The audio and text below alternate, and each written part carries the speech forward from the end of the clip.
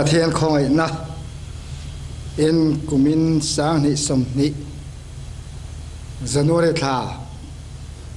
an lo kai le ta pathian thuai na ropui tak khovel le kan India ram Mizoram ang poin voinia hian pathian mal som na le thuai na kan changa voinia hian kum thar kan lo zo tu ra hian thutcha lai muna pele thei tu ra pathian men thuai na lom thu masa in ke soya Christmas alo liama Christmas thutcha de kan soi to a Christmas alo liama kum thar kan chan ta a voinia hian kan ma moi nge ni ti kan ngai tua in zoram Christian te hian bul kan chana he kan ram nat na le har sat na min tuam tu laka hian pathian thil ti theina ne na koran ho te kan har atul he in ka sia a chung chu voine hian Israel fa te pathian he huai na kal kong mang hian pathian thutcha ngai thla ila kan thupuya tan po sian mai thei turin beram paki tin tom mai sela achamayo me pathian thu thiang lim chiarin ngai thla zuila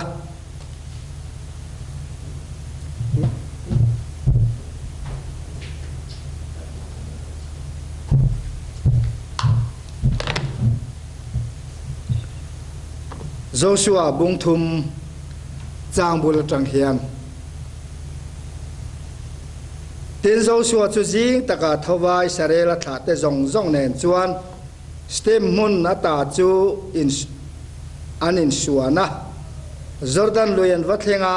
an kai mai in chu da chuan an riaka tin heti hian ya ni thum china ho tu te chuan ria mun chuan wa fang vela lalpa in pathian thu thung bom le pui thiam ho levi chi ten an zon la in mu huna chuan inom na huna ta in suan ula zuyang cheu amai ro chu nang ma ni nen inin kar chu te a tong sang ni mo ni tur ni nai suang cheu ti chuan in kal na tur kong chu in thei don nia tun main he mi kong hi zong in la zo ngai si lova ti in mi pui te chu thua pe a ti chuan zo suan mi pui te ne na in te thiang lim ro u nak tu ga lalpan in zenga thil mak tak te ati do ne ati a Bible chang dang chu soi pa in ti langila athamayo me tununa hian pathian thutcha kan soi tu Bible chang lar tak le soi po lo tak Israel fa te zin kong kanan zin kong Jordan luyan kan don nai ta a ruai tu wain tha ka Mosia huna to pa Joshua huna in tanin Joshua ne na pathian thua lo kheng ta a voine kan soi masak du chu he Israel fa ten ram tiam an lua don hian an zo ngai lo kong an zo tu thu an sil phot maya he in zo ngai lo kong in zo don ti hi kumalo thar don a piang hian koran ho te po hian thupuya kum thar thu cha thupui angin tar lo ma sela mi mal nu na po kumalo thar dona e zo ngai lo kong kan zo don tia thutcha atam le china tu nu na kan soi du chu heti hiani raman lua don ram tia man lu dona Jordan lui an ma oma Jordan lui an kana kanan raman lu don to chuda chuan pathian in a huai na thak to don ti hiani Moses hun lai kha chuan Exodus bung som pathum chang som ni pakhat te Numbers bung kwa chang som pakwa te kan mua chuan meyal ding le chum ding mangin lal panami te ruaya te chuan zana meyal dingin kongan mu the na turin chuna chum dingin a ruai chin ti kan mua an biagin puan an biagin chunga chuan an pathian biang na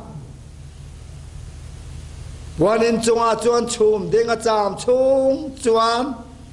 chome muna chuan an cham thi na te chuan chumain son vele chuan an kala chumin a ruaya kan soyang khan zana chuan meyal dingin a ruaya chotiang chuan Israel fa te an kala tuna chuan in zo ngai lo kong in zo dona ti kong kal natur akong akal natur arot lam athak dona ni lawa kong akal te ruai natur athak kanga thonai na le thil te thei na lo lang tura omani tun mai ne mi kong hi zong in zong ai si lova zo wangin in te thiang lim ro u lalpan in zenga thilmak tak tenak tu ga hiana ti dona ni ti in asila ruai na tharina ruai to don ruai na tharina ruai dona wangin in te thiang lim ro ule atiani he thoye makho mai kan soi lok teang December ni somni le paruk zan dar thum vela khan kamu chu chiang tak mai kan hara kar no chuan he thu hi lo thenga in te thiang lim ro u ti thu ri ngot mai hi fia tak mai hian alo theng tlat maya wa makeo tin ka ngai tua lai chuan thu ve khelo theng le a kum sang nei som ni lo theng tu ra hian zoram hian amu ngai lo amuang ti thu hi lo lang le nol maya wa makeo ka ti ka ngai tua eng hun nge ni chule tin sana ka ne na dar thum le mi som paru khelo ni a ka ngai tua reng maya ma se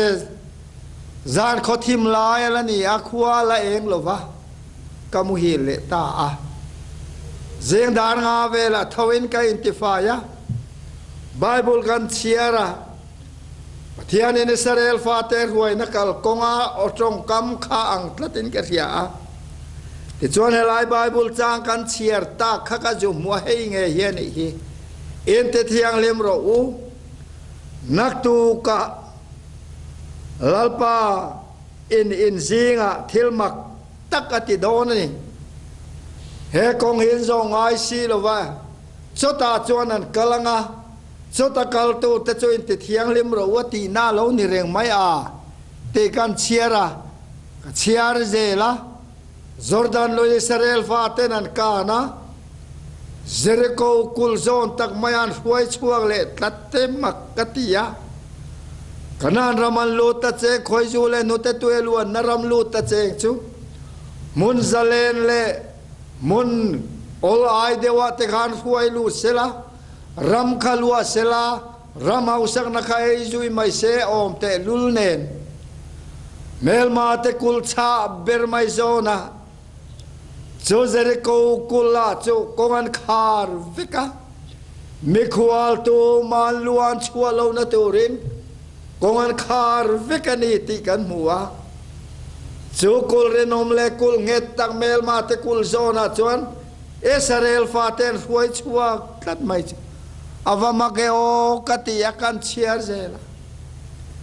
Israel fate chu Gilgala mun khuarin Gilgala lalpanan chol puya mel ma te Jericho kul khabe pui mai hau lo a raman lua donani to si chuan ne saksela mel makul nghe tak po chu soi chim sak sela kanan rama chuan ro rel na changin luang hal mai se om te lul nen ar huai khen tum na mun po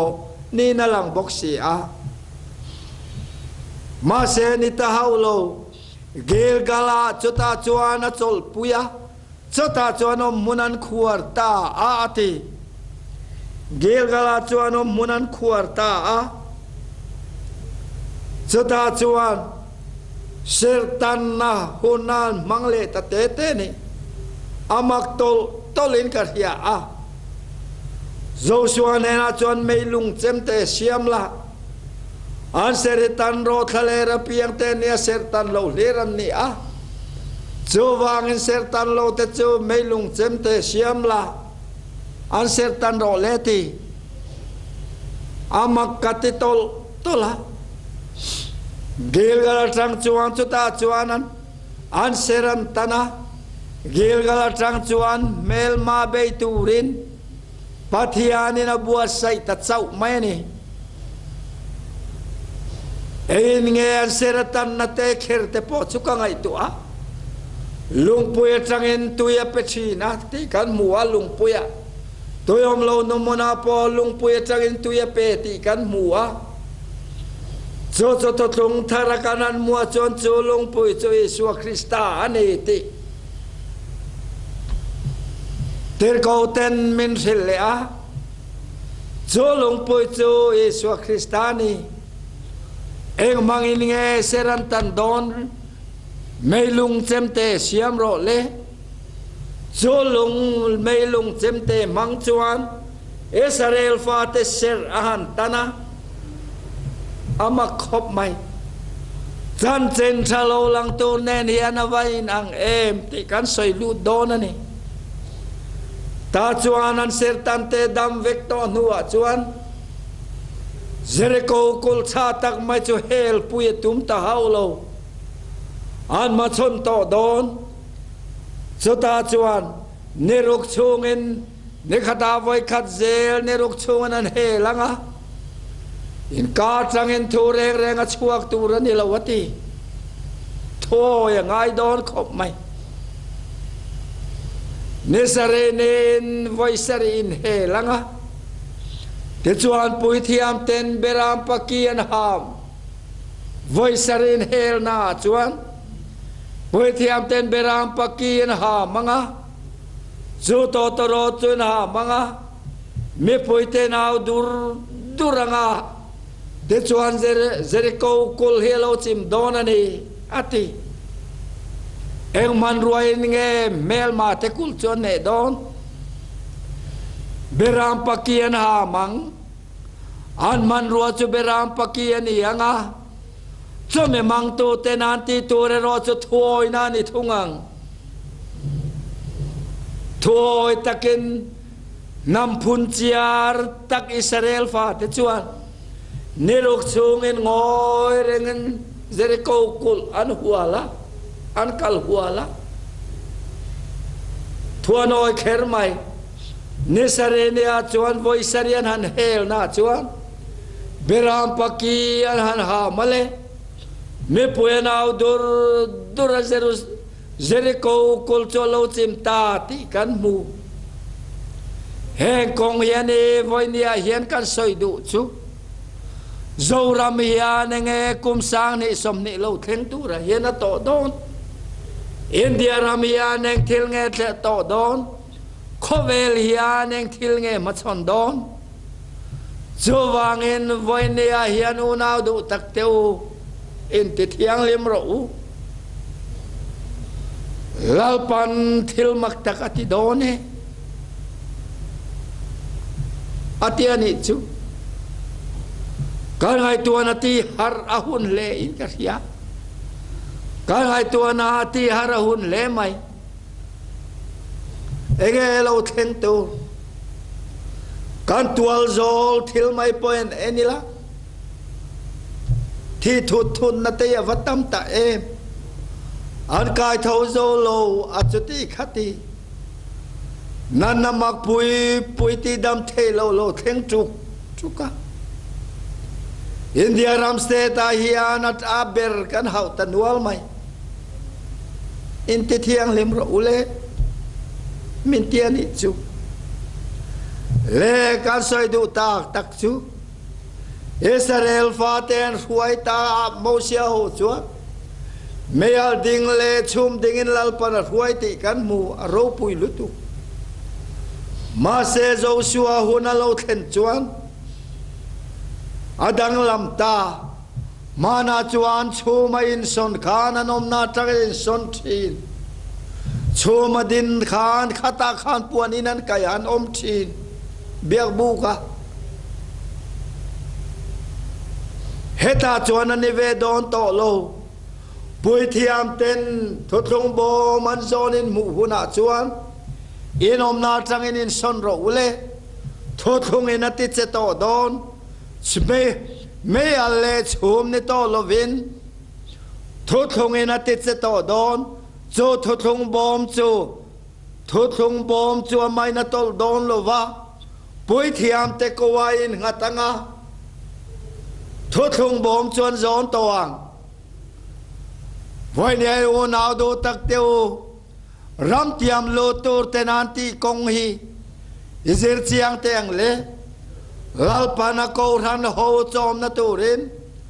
thotlong khesta chuan min thun saka cho thotlong mga ko ran ten kol tu tur ko ran rong bol tu te hian kan ko a hian thotlong bo mai ngatem le ti khak rong bol tu te pon kan en chian angai khop mai poi thiam ten an zon in mu honai inom na ta in son ro u thotlong in ati che to don me ale chum ding ni to lovin thotlong zo ke na ti che to don ek tin nge ti kha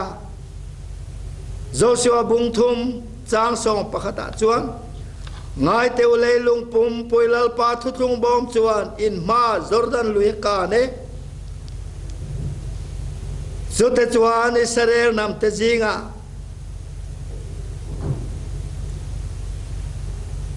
Israel nam te zinga me he som le pani nam te nai me pakhat zel thang chua kang chewati lalpa chuan Israel tha te ne na chuan lo kalula lalpan nin pathian thoeron ngai thate u khai ati a Joshua chuan he me hian pathian nung chuin zinga oma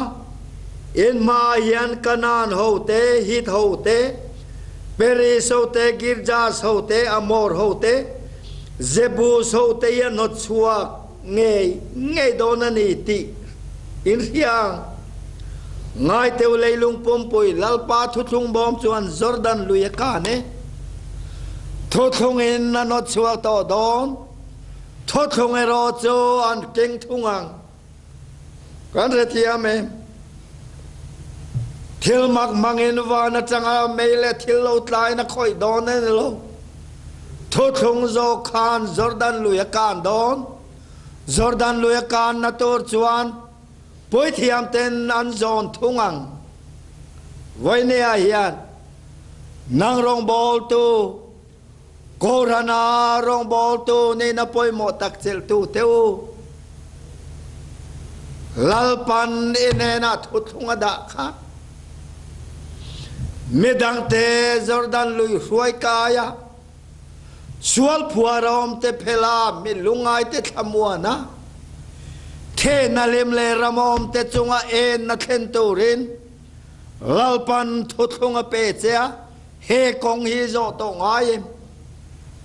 Israel faten an la zo lo he kong in zo ngai si lo kum thari mang don ti soina ni ngot lo kum thari man tur hi la zo lo wa phim khuro in ti na ni ngot lo thothung in thak nuaya ke pen to don ti na ni thothung alo in thak to ang kan soyang khan chum ding le me ale chum ding mangin ni to don lo thothung mangin lal panami te huaya Jordan luyan huai kai don ani le in pe ro le in te thiang lem ro ane to cho to thong ani anga ne to thong cho nang nenin kenganga in zo nanga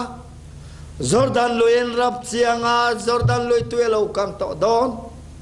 ati to cho thong ani a to thong kang to te ke cho lalpan malaso mang hallelujah to thong thil te the na ni to thong bo man zo nanga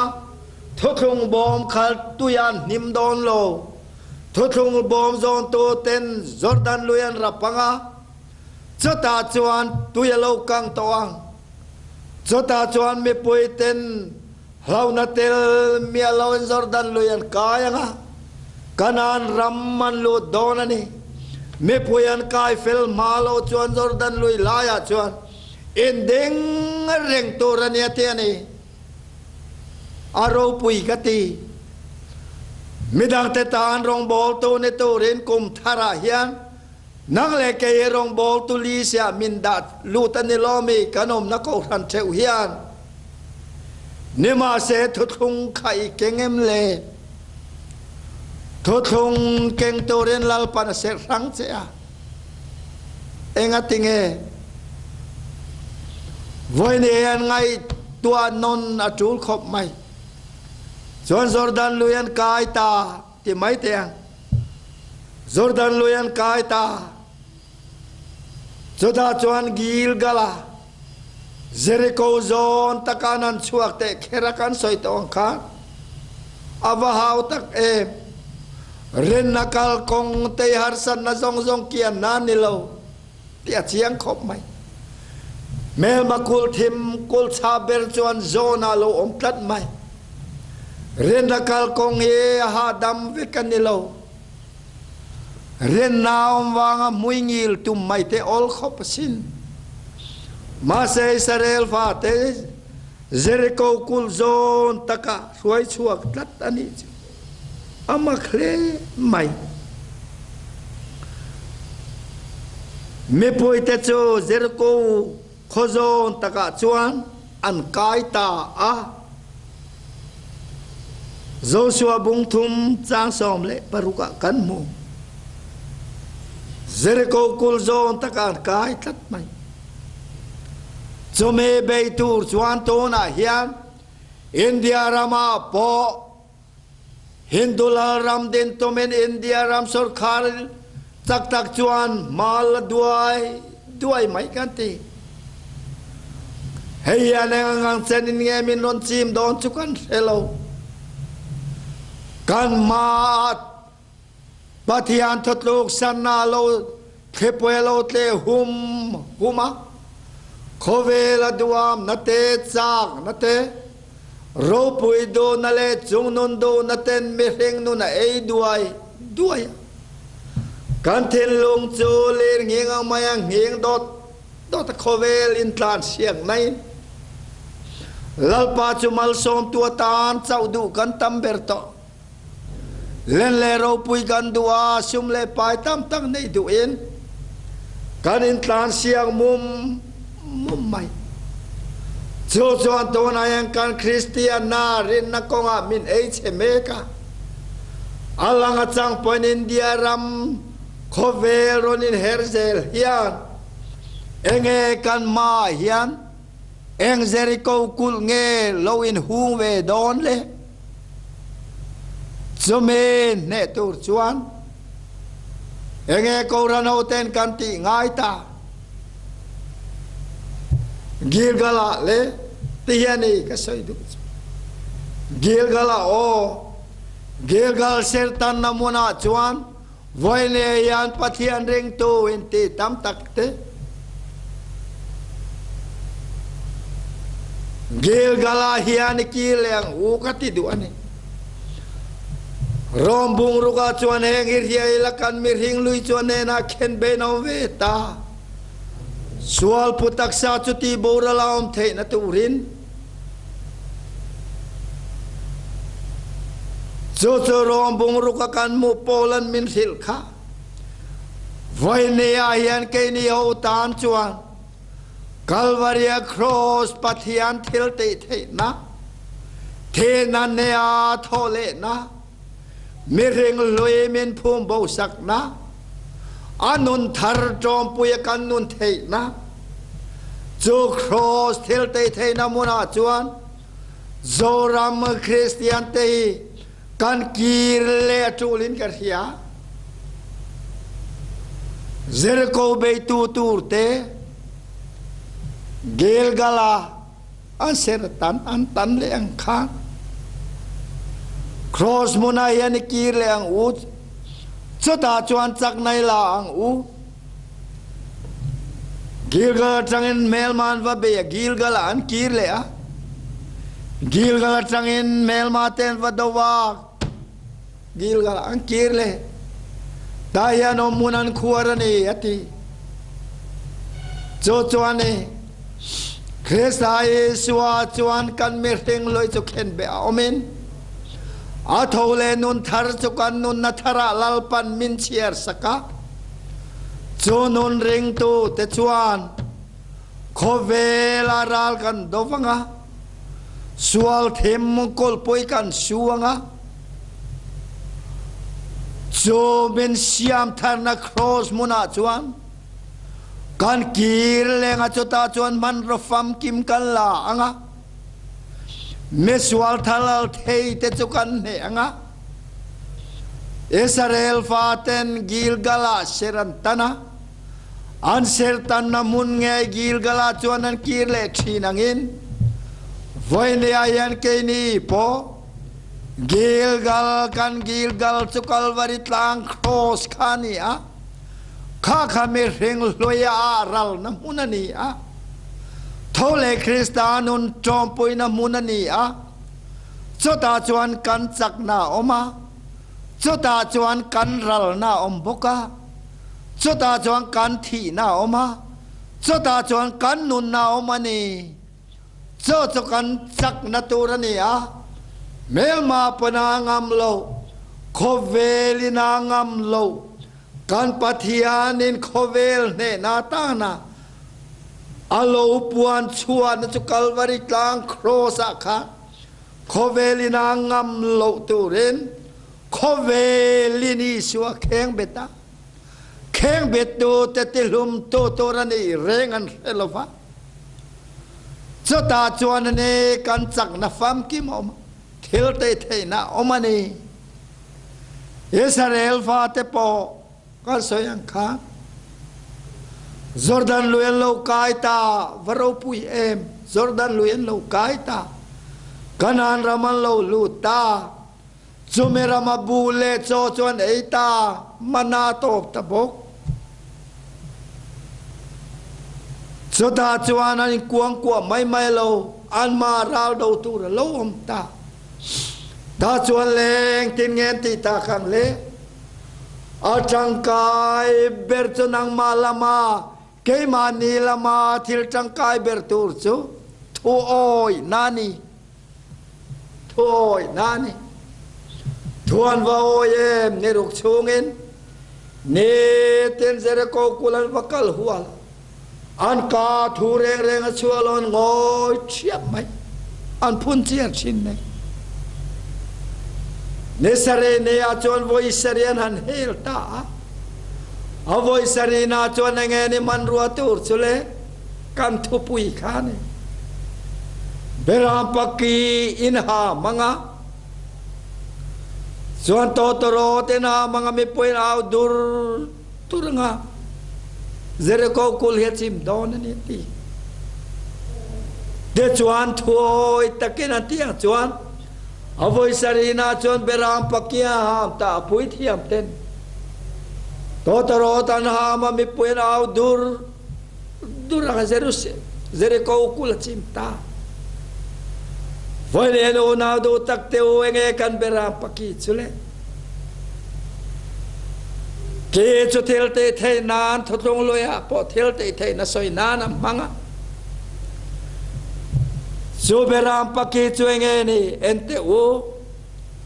pathian beram no khovel swalkal pui tu so ti kha mai zo hanan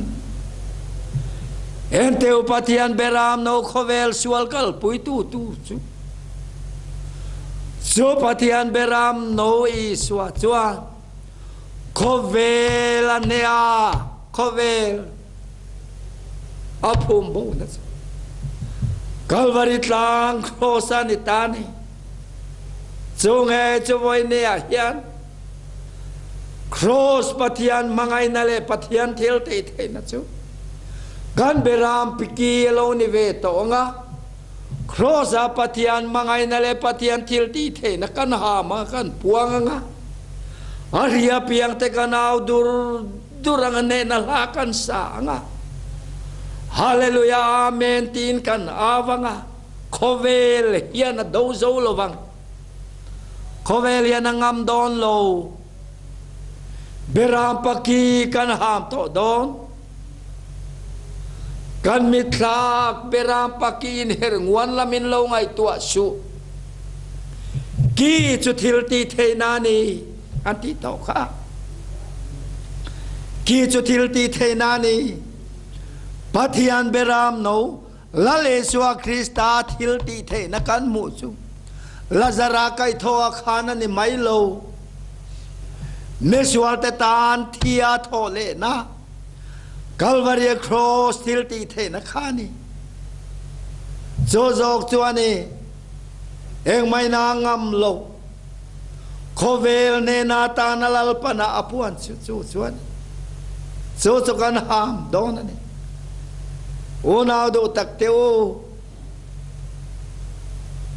yen ko ran chonga hun cha ichanga e hona lo chuaka cross to ain me ring fin na le me ring thu te soi ichang zo fo mi kha ko ran me pui te zil na le fui nak zo kha e then longa lian fo te ro ma se ka soi do min foya min zil thin tu te hi in chak lo na lai hi kan lo muruve fo sin an lo ti thin ma se tlar nung berami poina atana cho lo mu na chu tlar ma bera thule abek chona thu te pon chon mu na chu anung berambel poron langsar ngam lo thu kil khata thu te pon cho an hu na chu Calvary pathian mangai na cross thu cha zel hianiang heme ne lo fele chana I soi to chua azom thei chin om le zom thei lo chin an omanga biagin chonga mi khabo ruak I siamanga Tlarnung ami te chuan tingai na theve hau lawang antan chom ve hau lawang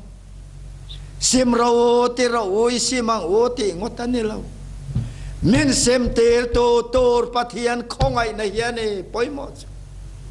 meswal tela ma sem ter tor lokal kan yati kha iswan simro te to su tiang o ti ringot he Chate meu ma se thil te the na nei du lo khop mai zo wangen ne Jericho kolan lang na tura kham apoi mo ber cho thoi na ni kan ti to kha thoi nain ramalla Jericho kolachim ta Tero ati thuzela khana ni anti dan tur kha committee nan ngai tua anrela antien ni lo chunglam thu zo ken nerok chung in hel anga voi khat zel nesare ni avoi sari avoi sari na beram pakin hamang inau durang ti chunglam thu ani Chung lam thu zo cho me pui tam tak Israel me pui te kha amen an pe a cho ta chuan chung lam thu ang in an ti a cho ta zet chuan kuleng ang het po ni ro se Jericho kul hero pui khop mai an ti a hun lai chuan hande che rual an lo an ti ma se thu thil te the na chu an chak na tur ani cho ta chuan Jericho kulalo chimta mel makul thim malo chimta una do takteo voine a hian he khovel sual thim lo lian mek ne meten nan soi chin thim thua ni ten ti til rang rang an te khovela hian cho lo theng thei vekani thua ni mai pon ni lo alo la theng don khovel hela kang ralanga la chevek don ala boral vek don ti bible in soyani chong lo theng tora chuan man ro chak pui la sor kharom tak khau pui ten lo la chua kanga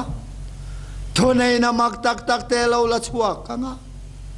zalen taka pathian kan biak na hun te poi lo la chep thei zong cho kan ma hian theng the ani awangi le to ro cho ha pro ule beram pake cho ham ro ule la le so krista cross cho khovel ne naturani i khatarang u ato bera chon unau do takteu he beram paki kan kutalal pan ada to kan soita ang khan ram luan atur thothonga chuan meyal ding le chum ding ani to lo thothong zo khani khoya nge thua thun voine hian pathian chuan keini lele vanin karatana thoa thun na cho fapai suwa krista hian thumin thun saka cho thothong chuan voine min ti chero se voine hian min ti chero se alu na tur khana wa poimo em nai lutuk su thothong bom zon to tene nai kar so tong sang ne ni tur in kal na turin mo thei na turin thothong bom zon to te khan lang fi reng tur ani thothong khan yen kal kong tur chu anne na tur chu mel ma te tom na tur chu ngai te le lung pum pui lal pa thothong bom chuan Jordan lueka in ma hi tho te jebu so te gilda so te anot chuak vek don to en mo thothong in zo thothong chu te to ni ma sela nang le ke thothong zon tu ra lal pa na than te kan ni zo khovel ne na tur chuan eman ruwa automatic rifle la pelo che eman ruwa ifinifel na kha ti ngot lova beram paki ani beram pakin ha mang amol mange so da chuan thunei na om so voi ne a hian kan beram paki chu cross pathian thil ti theina so chuan khovel kan machonanga so chuan sual thim kol poi kan suanga sual dovin kan cheanga sual thil te thena kan machonanga chota chuan sual tlom to don ani khovelina ngam lo om chun chu setana na ngam lo om chun chu cross pathian thil te theina hi eng mai na ngam lo chu ni a cho kan to rot kan beram paki chu ni a beram paki ha manga me poi nau dur tur ni te Tharawati haram teu cross thu puan namuna pianga hian au dur nena lasaro amen hallelujah pero cross thu tai khovel ne na tu rania wangin to no na hian beram paki ihamang he beram paki hian Jericho kul anau chimangkha khovel kan au chim donani so he kum thara hian kahan soi thei tong le chong kotin te ko ran tin te ne na present kahan pe du beram paki hian ni so beram paki cross patian mangai na so ko ran ho te ne na kum dang zong ain kan malang na turatan thuoi na nen a thuoi na nen ama nga pe na nen beram paki ihamang u tin voi ne hian kum tharatan thucha kan peve duani e lalpan kan zatan athumal song ro se amen.